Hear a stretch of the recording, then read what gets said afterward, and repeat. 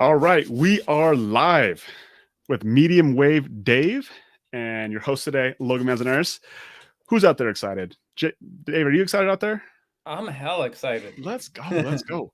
So we're gonna dive in deep here to Dave's story. We want to know why we should be listening to him, and what sort of experiences does he have that maybe could help us out as we start to loom closer to maybe a correction, maybe a crash, or maybe we're just on the quarter one of this huge run.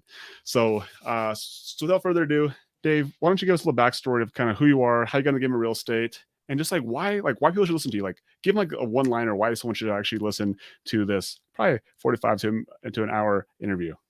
Cool. Well, first off, you shouldn't listen to me. You should be out there Right. creating problems every day. If you are on Zooms or YouTubes or anything all day, you are not creating problems. You're not growing. You're not pushing forward. It's easy to get addicted to these. There's so much amazing information out there. There's so many amazing teachers. You're never going to know all of it. You just need to, I kind of tell people, this business is literally just about graduating to the next set of problems. So you shouldn't listen to me, other than go out there and create problems. That's awesome. Dave, how'd you get into real estate? What was the entry point? What was the intention? The intention, so I'll backtrack a little bit, because I just turned 47 this weekend. Oh my gosh, you're so old, Dave. Yeah, it's crazy. You're so handsome for 47. Like, no kidding. Like, no kidding. Still got it. Yeah, so it would have been early 2000s, so I would have been in my 30s. I went to college for mechanical engineering. My brain sees the world in terms of problem solution. It's constantly just trying to make sense of things and what could be done more efficiently, what can be more aesthetically pleasing, whatever. I didn't last long as a mechanical engineer. I just wasn't cut out for the office environment or a structured schedule or whatever. The short of it, I went to Australia for a couple months and lived in a van with a buddy and surfed our way around and kind of realized that there was a whole lot out there. After looking around, you're 22, you come out of college, you think you're sitting on top of the world. And I looked around at all the old people in the office that were probably in their 30s, maybe young 40s. And they kind of looked miserable. Yeah. And I just kind of knew, I was like, man, I don't know what's next, but I know that this is not it. And kind of just found surfing and chasing waves around, and then ended up in New York City, bartending in nightclubs. And it just kind of, for me, it checked the boxes. It gave me the balance of time and money that I wanted to figure out what the hell was going to be next. There's an interesting thing being a bartender in New York where you can kind of make a lot of money in a short period of time and have a lot of freedom. What's a lot of money in New York? What's a lot of money as a bartender in New York? So back in the late 90s, I could probably put it this way, I wouldn't walk into a bar if I couldn't make at least $500 on a weeknight, call it $700 on a Friday, Saturday. And that was mostly cash back then. Wow. So a full-time schedule was 2-3 nights a week. Mostly cash. You claimed all that money, right? Of course. Yeah, I was living in the East Village on First and First. My apartment cost $1,060 a month, and I shared it with a roommate. So I was making my bills for the month in a good Friday, Saturday night. That's awesome.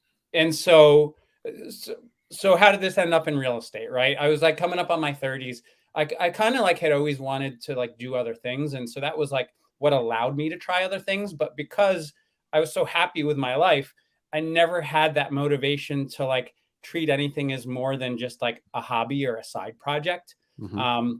But coming up on my 30s, I was man, all I really want to do at the end of the day is surf and chase waves and snow around the world more without having to worry about a job or the bills being paid. So it was kind of just I wanted passive income is really what it was.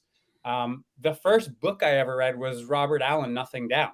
Nice. And so, it was back then, the Robert Allen, the Robert Kiyosaki, and just started deep diving into going to local meetups, a local investment group, found kind of who the big player was, and just was hey, at the time I felt like a kid. I was hey, I want to be where you are. What can I do for you? Kind of what Pace teaches. It was about adding value. Was this a big player in your local market? Was this a big player in the national scene? No, so I Both? was living in New York City, and it was a big player in my local market. He was doing a lot of pre-foreclosure stuff, Got and it. so I started as a bird dog, door knocking. Um, and then that led into a bunch of, paying for seminars, flying around the country. Yep. Robert Allen did like, a year-long mastermind. I've spent Awesome. hundreds of thousands of dollars in Yeah. mentorships over the years. Robert Allen is still going strong. I was just at an event 2 weeks ago, and he was there, like, giving his presentation, doing his thing. Like, the dude is still killing it. Dude, he's a legend.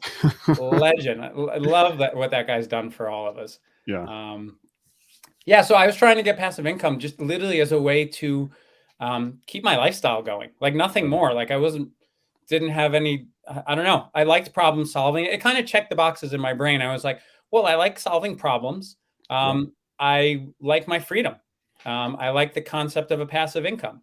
So talk about this. So you found this guy who was doing pre-foreclosure. You started bird dogging for him. Yeah. How long was it until you were able to actually get your first piece of property that you owned, or did you wholesale? Did you flip it? Like, tell us about that first deal that you got. Because I think everyone wants to know, like, how you got into your very first deal. So first deal was a wholesale. I Okay, made 20 grand on it. Through that's the awesome. mentorship, they gave us action steps. You'd go basically get the fire hose of information for a weekend, and then they'd set you loose. And back then, I had to, I ordered the "We Buy Houses" signs. I was hammering them up all over town. Nice. I located like 3 different areas. This one was in Paterson, New Jersey. Okay.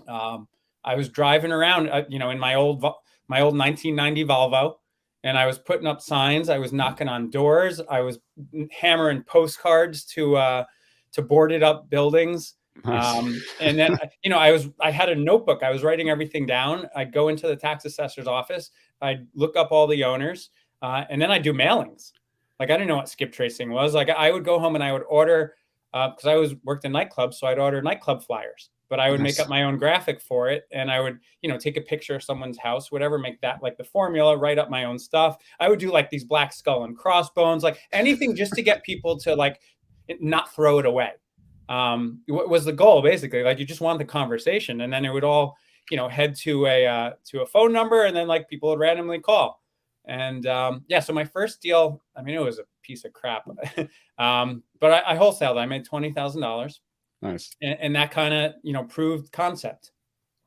That's awesome. So you got your first deal, and how long was that from the moment that you got the mentor, signed up for the course, that you actually got your first deal? Like, was this like a week, a month, a year? How long was it between where you started taking like real action? It's like, was there a moment where you're like, okay, like I'm ready to like quit, like trying this, and I actually start like committing? Obviously, like you paid for course, you paid for things. So like, where was that moment where your commitment level went from like trying to like it's gonna happen? The commitment level, I think, sank in once I paid a lot of money for things. It was like It's usually how it works. all of a sudden it becomes real. You're like, oh, I don't want to just throw that money away. I'm a Yeah. dumbass if I did that. And so, none of my friends were in this world. Like I was like, Yeah. no one really understood what I was doing. I kind of just operated on my own program. It had to have been, if it was under a year, I'd be impressed, to be honest. Got it. I'd say from when I first started delving into it to like actually getting money in the door had to have been over a year. That's awesome. That's awesome. So it's not gonna happen overnight, is basically what you're saying. No, and even this time around, right? Like I started when the world shut down, 2020. So Okay. it's been coming up on 2 years. It took me from that. I had paid for a mentorship before Pace, paid for a private coach, paid for like, when I found Pace, I was like, man, dude, I like tapped the budget out. Like I can't Yeah. take another mentor. Like I need to do deals. I was an unemployed bartender at the time. Like that was it. It was in the middle of COVID. Like, man, I don't know when my next paycheck's coming. I already put everything into this. And then met Pace, and it was, for me, it was like, oh man, like I can't really say no to this one. I think I got to figure it out. But from then, so like start March, what would that have been? 2020. Like we didn't close our first deal, and I squatted up with someone within sub two, Nice. just because I realized doing everything on my own was totally working against me. It's possible to do it on your own, but it's way too much to do on your own Right. for where I wanted to go. Right. Yeah. Um, I Where wanted to, where did you want to go? So that's a good question. So we're gonna go back because obviously we went from the 90s all the way to 2022, and there's a there's a nice little giant gap jump. in there that we're definitely gonna talk about. But as you got back into it in March 2020, like where did you want to go? Like what was the goal as you getting back into it? What was the intention? So the motivating factor, I had lost everything twice in my life at that point. Mm-hmm. I live between Brooklyn and Montauk, and my goal was always to own my own primary home. Okay. I had to go through a bankruptcy after losing everything the first time, and that basically kept me from buying my own home. When COVID hit, the market I want to buy in, an affordable house was $800,000. It bumped up to 1.5, and those homes are going all cash. So Wow. it was just like preserving my lifestyle again. It was like, oh my, like I'm not going to start over at like 45, 46, whatever. Like I'm not going to move somewhere affordable. It was just the stubbornness of like, I refuse to get priced out of my lifestyle. Yeah. And it was, so the second time I lost everything, I had my down payment, but in my brain, I had the bankruptcy on my record. So I was like, I'm never going to get bank financing. So I'm just going to have to wait.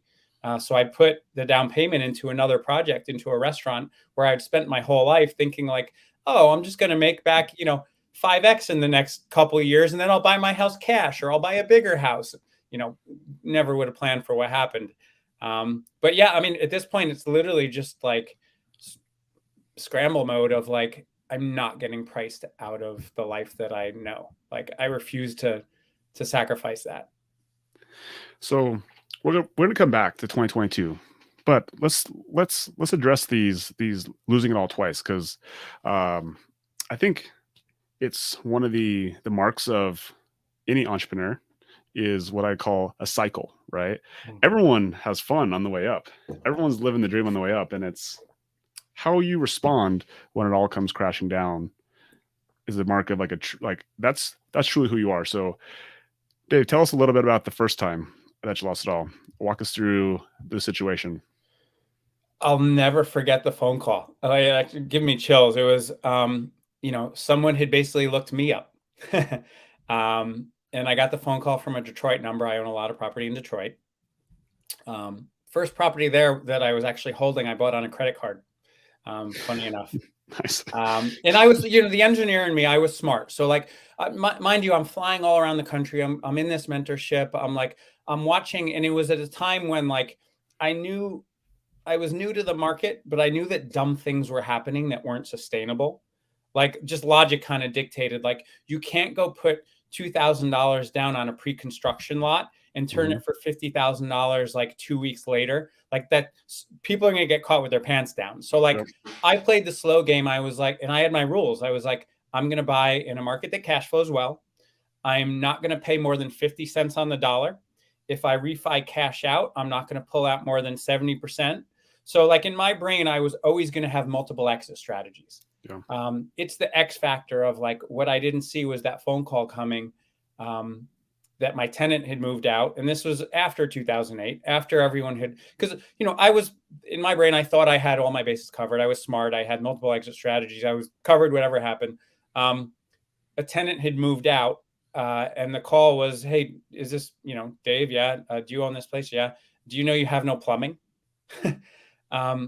So in those lower income neighborhoods, I learned a valuable lesson that like, that pride of ownership isn't the same as in like the B class. It's just, there were things that popped up. I had a place burned down. I had, things popped up that like at that point. So I tried dealing with the banks, trying to get ahead of things, being like, hey guys, here's the situation. Like, can we just modify this tax payments on, give me 6 months, let me bring in money from the rest of the portfolio to get this livable again, and everything will be groovy. But the banks had their hands tied with all the people that were in default. They were so backed up that they wouldn't listen to me. Like they wouldn't take the time to listen to someone who I had 21 mortgages at the time. And all 30-year mortgages. all 30-year mortgages. Yeah.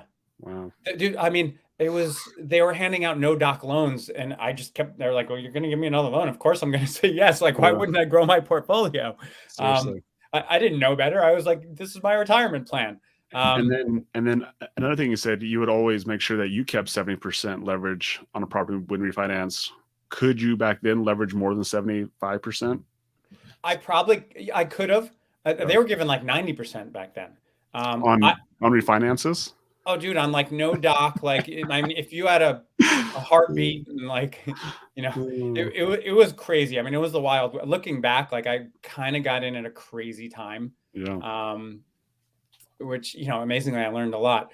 But no, and it's a bummer because I was getting ready to package the whole portfolio, and the next mentorship I was in was all about multifamily, and I was like, I don't want single family anymore. I yeah, want to own like 100-unit building. I was like, I want one boiler or like two yeah, boiler, whatever.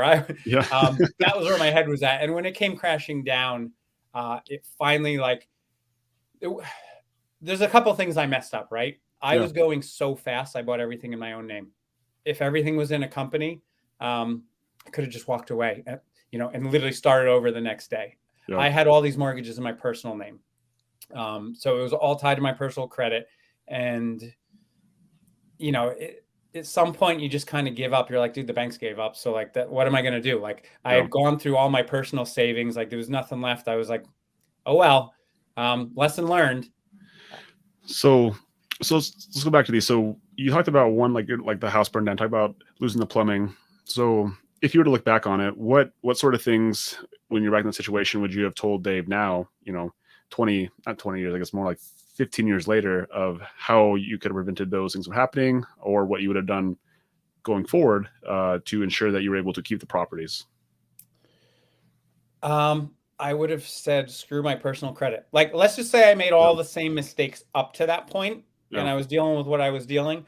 Um, I was trying to preserve my personal credit, but the only reason you really need personal credit is for a mortgage, which yeah, didn't need another one of those, yeah, or like maybe a car loan.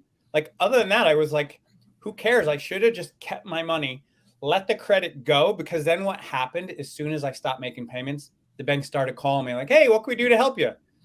I was like, guys, it's too late. Like, you blew it. let's see. You So you didn't didn't have any listen. capital to be able to Uh, yeah. to work with them anymore. Yeah. So, I mean, a couple of things, right? Number one, I would have just stopped making payments right away. I Got would it. have let those things, start going down the drain and let the banks call me up and restructure things so we could have worked it out. Okay. I would have probably sold the portfolio creatively. It would have worked for someone. I wasn't that far in default, or I could have got ahead of it early enough. Yeah. Or I could have sold them off one by ones, created like there were ways I could have gotten out of it. And instead of having to go through a bankruptcy, I could have just, had a ding on my credit that I could have, gotten taken off. Yeah. Wouldn't have been a biggie. But like now, having dove deeper into the creative world, I'm like, oh, there's so many options. There would have worked. So yeah. And so now let's kind of fast forward a little bit here, because now we chat about pace in this community, and you've been one of the long standing and honestly one of the most popular people inside that group. And so let's take you back, or let's take that situation back in 2008, and let's put that here in 2022. Like, how would you address that differently? And you talked a little bit about doing creative already, but what other assets would you have access to now that probably wouldn't even make it a big deal for you to go through that same situation now? So the way we started was I knew I started straight wholesaling. Yeah. And we bumped around, excuse me, we made all of our mistakes there. And we finally have a business that I think Jeremy texted me this morning. We have 4 contracts already as of Tuesday morning this week. And I think we got 11 leads yesterday, and already I'm That's like, awesome. wow, I guess we have a real business now. Um, which is crazy because only 6 months ago I was still a full-time bartender. Like that's how I paid the bills. I had like one deal under my belt. Like since I had started paying for mentors, like in a year and a half, like it's amazing the difference like 6 months makes. Yeah. But it's not 6 months. It's like 2 years that got to that 6 months that like all of a sudden fast tracks, asking a better set of questions, having Yeah. access to better answers, just getting consistent. Yeah. What was And everything. even back to when you started before 2007, 2008, like all that experience also matters now, you going forward 15, It's 20 fun. years later. It's funny that arguably worked against me because on some level, I still probably had, battle wounds from that Yeah. I hadn't healed. Which is why, like in the beginning, I was like, no, I just want to wholesale. I don't want to hold anything. Got Which is what you should do in the beginning anyway, depending on your financial situation. Like you Yeah. want to build up capital to where you're comfortable, like comfortable personally and Yeah. comfortable in business before you start, stepping into whatever's next. And it's funny, having lost everything, like, opened up a lot of doors for me. And like, I probably met a lot of people I wouldn't have met, or I connected deeper with them because we shared that. Like, I can't tell you how many people told me, they're like, "Oh, you lost it all." Like I didn't lose it all till I was like 50. Like, you're just a kid. Don't worry about it. Like, Yeah. so it became like a badge of honor, almost like, hell yeah, I went for it. Like, I lost everything. Like, Yeah. it wasn't that bad. I'm still here. That's awesome. Cause again, like I listened to the very beginning, I heard this once from a guy named Russell Brunson, who's Yeah. one of the most popular internet marketers on the planet right now. And he was working with a coach, and the coach asked him, "Is like, have you cycled before?" And Russell's like, What does that mean?" He's like, "Well, have you went up to the top of the hill and have you lost everything yet?" And he's like, "Yeah." And he starts telling us, like, because he was like afraid to tell this guy that he had, like, had this issue where he had lost, he lost a business, and he had, had to fire 100 plus employees. And then Wow. his coach looked at him and was like, "Good." He's like, "Because otherwise I wouldn't work with you if you hadn't cycled yet." Because ultimately, like in Whoa. business, everyone understands that, Giving me like, chills. yeah, that's right. Everyone understands this piece, but almost every entrepreneur has that moment where they lose everything. And sometimes it's personal choices, sometimes it's market choices, sometimes it's usually a combination of both. But until you've actually truly experienced, like, being at the top of the hill to, like, freaking not only like being at zero but negative a lot of times, that's those are real conversations. That's really um who your personality is when you're at the bottom. That's the kind of character that I look at people and, like even just hearing your story, and we've connected before, just like that makes me attracted more to you, not less. You know. So anyway, It's funny. It's like you wish it on no one, but you're like, man, you have to go through it. It's the yeah, best thing ever. Like, that's where you really learn what you're made of. That's where you really learn, like, who your friends are. That's where you, like, yeah, you know, that's life. Like, if it were easy all the time, you wouldn't appreciate it as much. totally, yeah. You can't appreciate the warmer weather if you never experienced really cold weather, right? And you're in New York, so you get to experience a little bit of both those. And of course, you love to go surfing, so I definitely know you get to experience both sides of those things. So, Yeah, man. so tell me about, you are with a partner, okay? And tell us a little bit how your business functions, because you guys function a little differently than a lot of wholesalers. So if you don't mind kind of telling me and the rest of people who are watching, like, how does your business function, and how's it a little bit different than what some wholesalers do? Again, it's literally, we're still figuring it out every day. What I'll say we found works at this point, we love a VA driven business. We love having full control of our lead flow, of of everything. It's just, we've tried JV, we've tried it so hard. I mean, it's all about sub two community, and Hmm. Jamil and Brent, like all of our amazing teachers, like um, really preach it. And like, a lot of people have a lot of success with it. I think part of why we struggled is because what we found worked for us is a very specific buyer. Yep. So we sell most of our deals to hedge funds right now. We're crystal clear that that can dry up any night, any day, any night, doesn't matter. Yeah. Rug pull at any given time. And so we've just kind of made the decision, and we know it's a gamble, but like, while it's working, like, that's our business model. We're scaling our VAs, we're scaling our systems, we're going direct to seller, we're selling to, one of three buyers, pretty much is where all of our deal flow goes. And now we're just starting to transition into an acquisition mode. So I know you guys hold a bunch of properties. We Yep. wanted to get over, like, this is a long game, right? Like, as you know, I see a lot of people trying to rush it, and they're Hmm. scrambling for their first deal, or they're scrambling for, all these benchmarks. It's like, no, just go set good habits.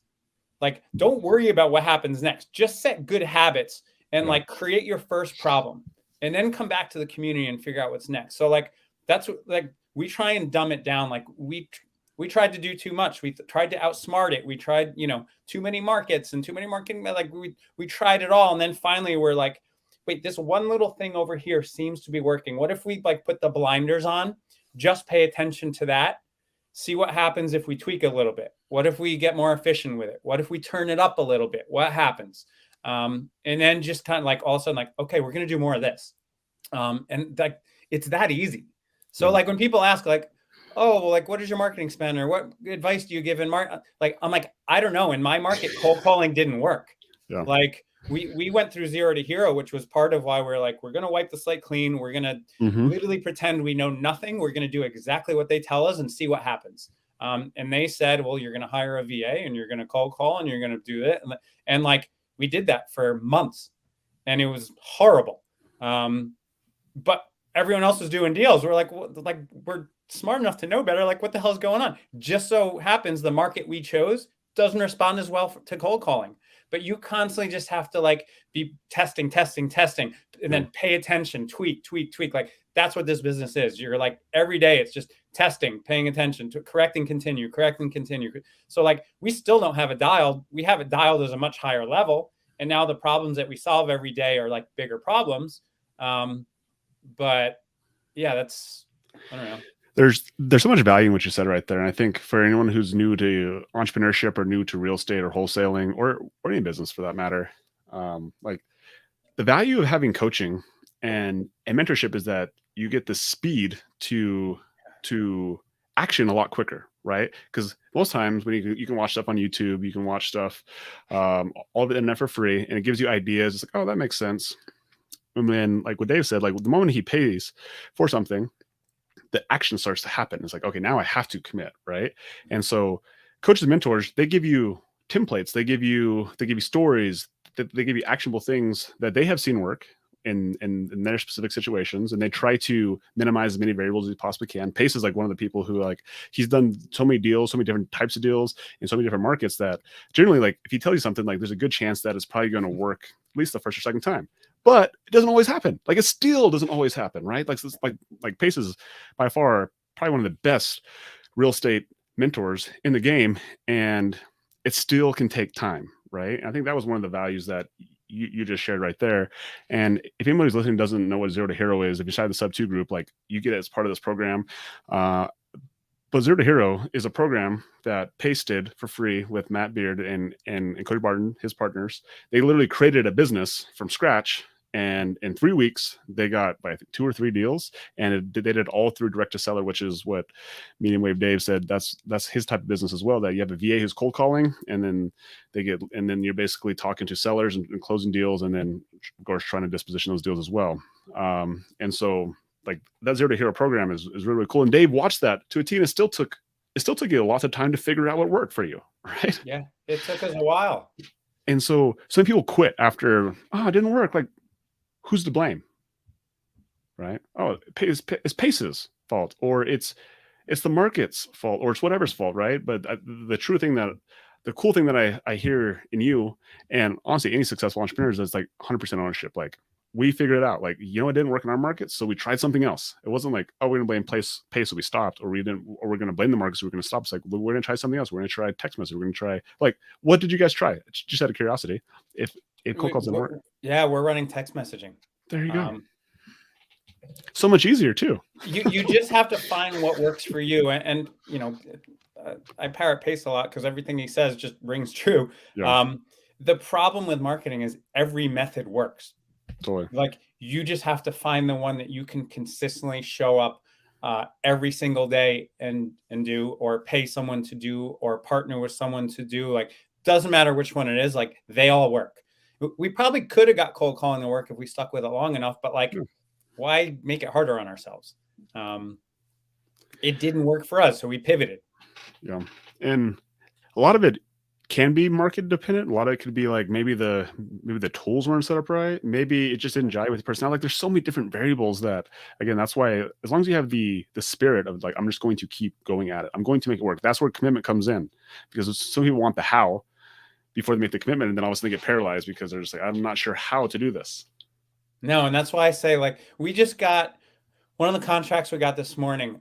We started marketing to in November in a market that we don't even market in anymore. Like, we gave it the 90 days. And we just realized, we're like, man, everyone in this market wants way too much money. So, like, what do? We're like, we gave it enough time to, like, have a good, cross section of results. And but they're still in our drip. We look back at it. This thing's been getting dripped on since November. Probably had 10 drips, automated follow-up going to it. We manually like push them or whatever, and they send out, but no response, right? And if I were doing this, like I would overthink it and be like, oh man, the person never responds, forget it. Like I'm just bothering them. But like once you wipe the slate clean, forget about all that, and just remember, like, no, my goal is to be front of mind when someone's ready to make a decision, and like just keep doing that. Like all of a sudden this person reached out and they're like, hey, so I'm finally ready to sell. Are you still interested? Boom, contract signed this morning. On something that we essentially, not that we gave up on it, but like, dude, it's like so far off our radar. Like, and that stuff happens like all the time now. It like this business is just consistently showing up and completing tasks. That's all it is. Consistently generate leads, consistently follow up. The value of having a business, which you said, so it's not just Dave going in there like, I wonder what I should do today. Right? You have systems, you have drip campaigns, you have these things built out. And Dave, do those things like happen overnight, or do those things take time to build? I'm still building them out. I literally we just onboarded 3 new VAs and are trying a new system. And it's like, I've had calls with the customer service department every single day, figuring out new problems with the platform. If you're growing, you're constantly putting out problems. Like I don't know that I'll ever have it dialed. I'll get to a point where I can be less involved in things. Like I took data management off my plate because I realized it was taking so much time. It was actually costing me to do it. And so like we created a position as a data manager. So like one of our VAs, who kind of was an electrical engineer, we're like, oh, she's pretty smart. Maybe we're not using her to her best of her ability. Let's see what happens if we give her some other stuff. And so, you're constantly just tweaking things, figuring things out, like analyzing, correcting, continuing, testing. We test plenty of things that don't work. Not everything works. They're not all good ideas. I have plenty of horrible ideas. But like, you don't know until you test them, or go to a community and, leverage other people's, what other people have already tested. Like what we love to do is I have a handful of people. I'd love to have you on this list, but I have like a short list of people that are like my consigliere. And I share everything I'm doing because I'd rather have more people testing the same things. So together we could get results faster. So because someone else is going to see something that I don't, or I'm going to see something they don't. And so we just trade information with each other because none of us are competing. Like, even if we're in the same market, we're not competing. Like, we can't possibly solve all the problems that people are dealing with in the world. There's life happens. So, yeah. I think that's one of the values of Pace's mentorship too. And I don't know if you had that mentality coming into it, you were always much more of a collaborator rather than looking for competition. But I think that's one of the great things that Pace and Brett and Jamil do a great job of, is just not only talking about it, but showing it as like prime examples of like, let's collaborate together, like see how much further we can go when we do this as a unit, rather than I can do more than you, Dave. Like I can get more deals. You got 4 contracts, let me get 5. It's like, how about we do 5 contracts together? Or you did 4 contracts alone, like maybe we could do 8 contracts together. Like those are the type of conversations. They legit disrupted the industry. Like people kept things close. And for them to come out and do what they're doing, be in the same market, be sharing information, sharing resources, doing deals together, sending each other deals, like, raising each other up.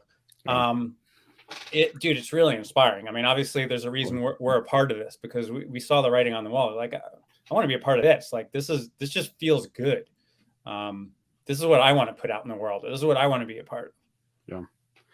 So I want to go back to, you talked about that you primarily sell to 3 end buyers, right?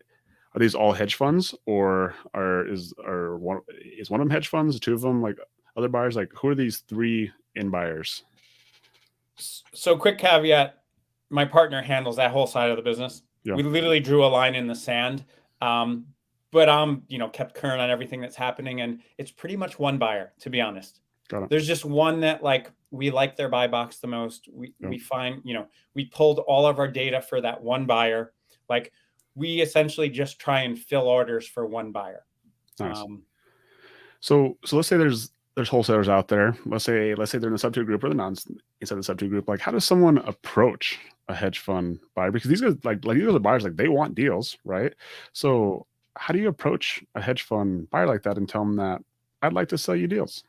How does that conversation happen? So you have to treat it the exact same way you would any other buyer. This whole thing is relationships.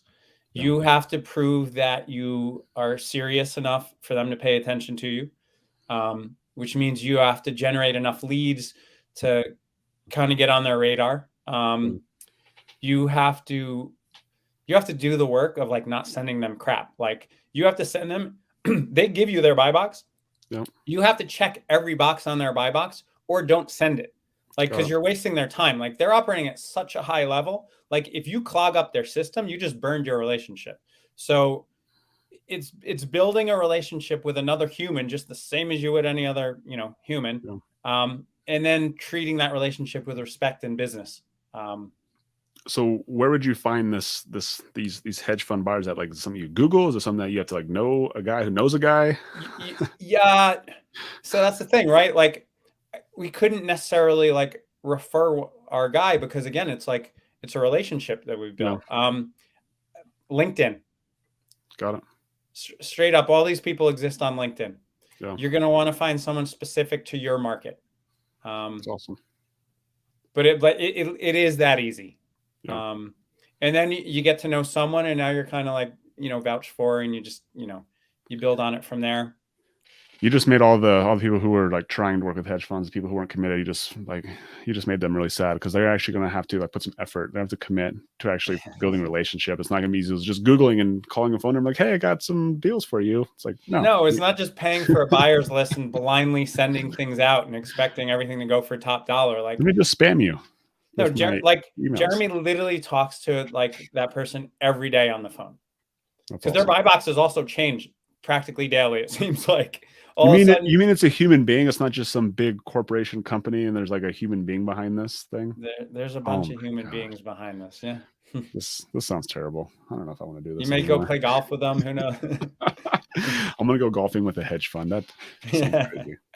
So I think that's like the most like I don't know if anyone, hopefully anyone's listening got some value from that. Like a hedge fund, like as we talk about that as like as an object, as a thing, like it's truly a person, right? It's a person who has big resources. So actually, if you were to describe a hedge fund from a business standpoint, like how would you describe a typical hedge fund? Like why are they such good buyers? Why, like what sort of resources do they have versus someone like me, like a small guy? Yeah. They have deep pockets. They're crystal clear on what they want. They can move quickly. They're a bottomless, pool of buying. You put it this way, I can't feed them enough leads. So if I know what they want, my goal becomes, how can I try and feed them as many leads as humanly possible? And so when you say that they can move quickly and they have deep pockets, are they primarily buying all their houses in cash? They're buying everything cash. Yeah. And then when you say they move fast, like how quick are these hedge funds usually able to close in? Arguably a little slower than, your neighborhood fix and flipper, but they can close in 30 days. They'll usually have an inspector out within 7 business days. Again, you're dealing with people's schedules. There's people involved in this business. You can't control the inspector's schedule. So for them to finally get the green light and they need to get an inspector on property. So they try and do that as quick as possible, So same thing, like there's a lot of communication with the sellers as well. Yep. And so outside of inspectors, what other due diligence do these hedge funds do once you send them a deal and they say, yes, we want to take this deal? Like how does their due diligence period look? Maybe either the same or different than as like, if we're going to the bank and we're ordering appraisals, we're getting our lender is doing the due diligence to make sure that they're going to give us monies? What are the similarities? What are some of the differences? Way easier. As soon as the inspector gives them the thumbs up, they're pretty much ready to go. Got it. That's it. But remember, we did the extra, like the heavy lifting, making sure it checks all their boxes. And there's some weird boxes, it can't be on a double yellow line. It can't have high tension power lines. We lost one because it was 38 square feet smaller than their buy box because they changed their buy box overnight. In my brain, I'm like, can we just put a closet or some kind of usable space? There's a lot of money on the line here, but no. So like we do the heavy lifting to make sure that it checks their exact buy box, like it fits all the criteria. And then we try and make it easy for them. Like at the end of the day, like that's what you should be doing for any buyer. Cause you want that buyer to continually, like when you call and you're like, hey, I got something, like you don't want them to be like, oh, this guy again. Same thing with the hedge fund. You send them enough deals that check all their boxes and you make it easy for them. Like they're going to be like, okay, cool. We'll get our inspector right out there. And then you start getting preference. And then things move faster and smoother because they know they can trust you. Well, they make your life easy as well because they give you the cheat codes, right? They tell you exactly, like you said, they give you their buy box and they're really crystal clear, which is one of the benefits you said as well. And so as long as you are able to cross-reference their buy box, when you send them a deal that checks out the buy box, like how often do they say no to you? I'd say for whatever reason, could be on the fund side, could be on the seller side. We probably close 50%. Got it. So, there's still, none of this is perfect. Like you think like, oh man, if it checks all their buy box, they're closing 100%, but like shit happens. Like we had one that fell apart 2 days before closing. And that was a fast close. That was like literally like seller was ready to rock. It was like 2 weeks between like contract, inspector out there right away, ready to close. Like 2 days before it fell apart because the homeowner association changed the rules. And you have to live in a place at least a year before you can rent it. The hedge funds are buying everything as rentals. So there's stuff that happens beyond your control. Like you can plan as best as you can, but like stuff happens.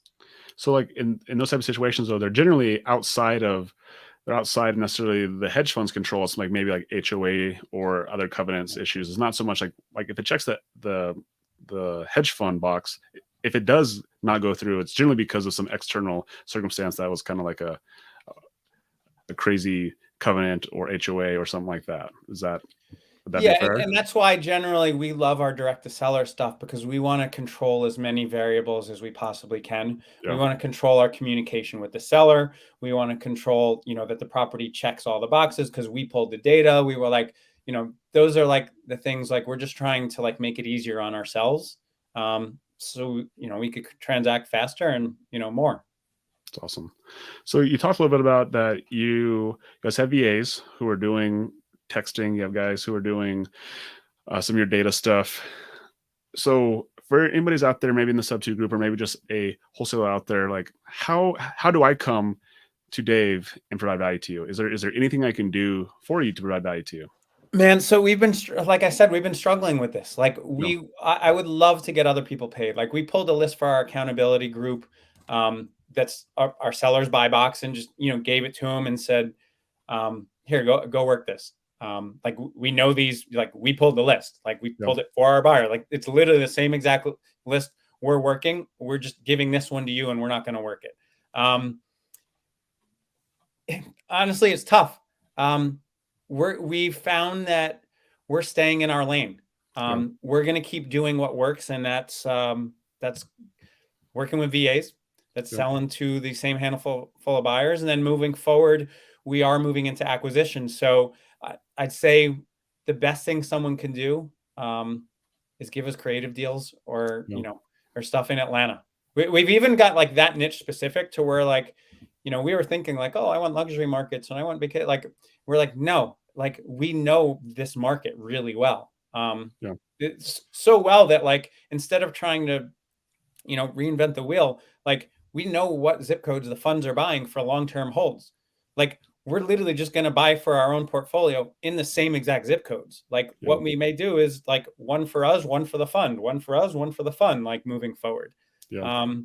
So So it's tough for I have people reach out because, luckily, Pace likes my name for yeah, whatever reason.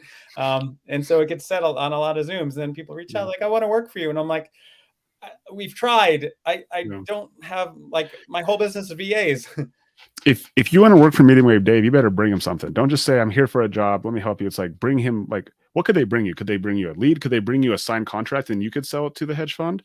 Is that an option? So that's what we've tried, right? Like I No. literally give people, I'm like, if you want to work for us, I'm like, give me your email. I send you the exact buy box. Yeah. Um, it not like without fail, and I hate that I'm saying this, but like it clogs up our system because Yeah. people don't pay attention. Well, what about this one? No, that's a condo. What about this one? Why are you sending me listed properties? Like it's just been like nonstop frustration. Yeah. Um, So if you're a knucklehead, don't even talk to Dave. Plain and simple. If you're a go ahead. knucklehead, don't talk to Dave. If you have a deal and you know it's good and you've seen his buy box, you know what? You should go ask other students for Dave's buy box. Don't even ask Dave for the buy box. Go ask somebody else for the buy box. No, Make sure it checks off. I'll keep sending you. I would love so the Don't be a next knucklehead. no the next phase of our business is moving into acquisition mode. So Yeah. like, hey, what would be amazing if someone comes to me with private money? That the two Go. boxes I need to check next is I need to get access to capital. Yeah. And then I need access to creative deals in my market, but like we're kind of already generating those. But yeah, I guess bring me a contract or some private money. Or some money. or a creative deal, right? So if you guys have creative deals, if you want to work with Dave, bring him those things, right? So don't come with your hands out or even with your tool belt on, like I'm ready to work. Like Dave's past that. Like that's not what he's looking for in this moment. He's looking for something that can help grow his portfolio, can help grow his business, and at the same time, like he will grow you. Like I've talked to you, Dave. Like if someone is actually like willing to do the work and they're valuable, like you'll find a place for them. It's just like most people, they're just not ready for you. Like you're on a different level. And it's like that sounds horrible, but it's like not It's from true. It's just a true. selfish place. Like I have to respect my team. Yeah. And if I'm putting a ton, like essentially what happens is this, right? And you've probably had this as well. When people come to you, like it's typically a newer investor and like we all got to start somewhere, right? But like what happens is they kind of need a mentor because they haven't gone out and made enough mistakes yet. And like I can't be a mentor to everyone. Like it's not fair to my team. Like I have people that are relying upon me checking certain boxes every day. And so it kind of has to come from that space. Like you really have to learn what to say no to. Like I've realized I can actually help more people by saying no, going out and building a bigger business and then becoming a resource because like I've solved a higher level of problems. So now it's like the people that are a few steps below me that are like, hey dude, what do I do here? I've already been through it. And then I can help those people. Like I'm not meant to help every single person. And that was a struggle. Like I kept saying yes to everyone. I felt like that's what I was supposed to do. I'm supposed to be available for everyone. And next thing you know, half your day's gone. And I'm like, man, like I'm not running my business. Like I'm taking too many phone calls. And so that was kind of a big learning curve, learning what to say no to. Yeah. That's the like advancement of an entrepreneur is in the beginning, you got to say yes, right? You got to say yes to everything because you don't freaking know anything. So you got to like basically make mistakes. You got to say yes to cold calls, texts, mail drops, mailers, all these things. I say yes, yes, yes, yes. And then eventually you're like, no. Because once you find out what works, it's like, how do I just massage that and like grow that while at the same time still trying to find ways to add to my business without taking my eye off the thing that actually works. Right. Yeah. And a lot of that is being distracted, which is the entrepreneur with the shiny object syndrome that almost every entrepreneur always goes through, right? Everyone goes through that. It's like this, and this. And yeah, this is a long game, man. It's a long game. This is a long game. One of my favorite quotes by one of my mentors, he says that the point of business is not to win, but the point of business is just to continue to figure out how to keep playing the game. Right? It's like, how do I just stay in the game? And when there's no finish line, all of a sudden it's just not like you said, like you've even caught yourself a couple of times talking about you're gonna perfect the system. Like it's continuing, like perfecting is an adjective, right? It's a verb. It just keeps going. Like it's not a noun. It's not like perfect. Like noun perfect as a noun doesn't exist. It only exists as an adjective or a verb, right? Just like you continue to go. My goal in the beginning was literally to not go broke. Like that was it. I'm like, I just need to not go Well, broke for you failed at that twice. failed at that point, and I'm still here. But you're still here, and you're still Third playing the time's a game. charm. It's so awesome. Well, Dave, where can people find you out? If they want to connect with you, if they want to bring you a deal, a solid deal, they want to bring you some private money, or they want to bring you a creative deal, like where can they reach out to you? Mediumwave Dave on Instagram. Mediumwave Dave on Instagram. It's down there. It's right there. There It's on you the go. screen. Yeah, that's where, I respond to all the DMs, at least within the day. I'm trying to time block that, wake up in the morning, do it, maybe lunch, and then maybe the end of the day. But yeah, you'll always get me in there. And then there's a link for the JV with Mediumwave Dave form that goes right to my team. So Nice. I'm not going to see that, but I have a lead manager and a partner and acquisition manager, and that's where it's going to be best handled, not going back and forth with me. Because underwriting is not my thing. Not that I can't do it, but I have a team, systems. You got a business, Dave. You got a business. I have a business. It's awesome. Dave, super appreciate you taking the time out of your day to have this conversation with me and everybody else watching this. Like, you are truly an asset inside not only the Sub2 community, but just inside the real estate community as a whole. And so just we're going to provide value to you by giving you deals, giving you private money, and giving you some creative things that you can hold inside your portfolio, and you can build this thing back up again, because that's the name of the game. So just appreciate you, my friend. Thanks so much for hopping on here today, and go chat at Dave, Instagram, Mediumwave Dave. Love it. Thank you. All right, Dave. Later.